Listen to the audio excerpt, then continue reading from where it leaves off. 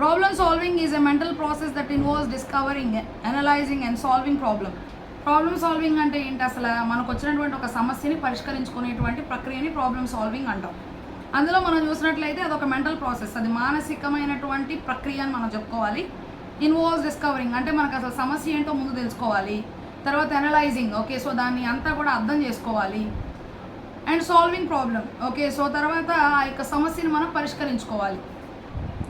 The ultimate goal of problem solving is to overcome obstacles and find a solution that best resolves the issue. Okay, so దీనికి ఉన్నటువంటి ముఖ్యమైనటువంటి లక్ష్యం ఏంటి?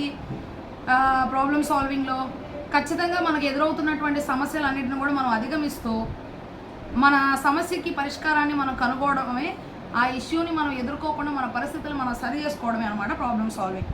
The term problem solving is used in many disciplines. Okay, so మనం చూసినట్లయితే ఈ యొక్క problem solving అనేటువంటిది చాలా చోట్ల వాడబడుతూ ఉంటుంది అనమాట. చూసినట్లయితే sometimes with the different perspectives, అంటే అనేకమైనటువంటి కోణాల్లో ఇది వాడుతూ ఉంటారు. And often with the different terminologies, అంటే రకరకాల పదాలతో దీన్ని వాడుతూ ఉంటారనమాట.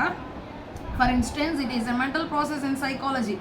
ఓకే, సో మనం సైకాలజీలో చూసినట్లయితే it is a mental process in psychology. Okay, so మానసిక ప్రక్రియ సైకాలజీ ప్రకారం మనం చూసినట్లయితే computerized process in computer sciences. Okay, so మరి కంప్యూటరైజ్డ్ ప్రాసెస్గా కంప్యూటర్ సైన్సెస్లో చెప్తూ ఉంటాం అనమాట. సో దానిని అనేక రకాలైనటువంటి పదాలను వాడుతూ ఉంటాము, దాని గురించి చెప్తూ ఉంటారు. Sometimes the problem required some abstract thinking. Okay, so మనం కొద్దిగా ఆలోచించి దానికి పరిష్కారం అనేటువంటిది చేసుకోవాలన్నమాట.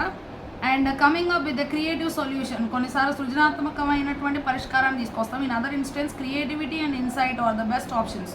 ఓకే, సో మనం చూసినట్లయితే కొన్ని సందర్భాల్లో ఈ సృజనాత్మకత అనేటువంటిది దాని లోపల గుండా సమస్యని తెలుసుకోవడం అనేటువంటిది చాలా ముఖ్యమైనటువంటి ఇవ్వబడినటువంటి అవకాశం అని మనం చెప్పుకోవాలన్నమాట.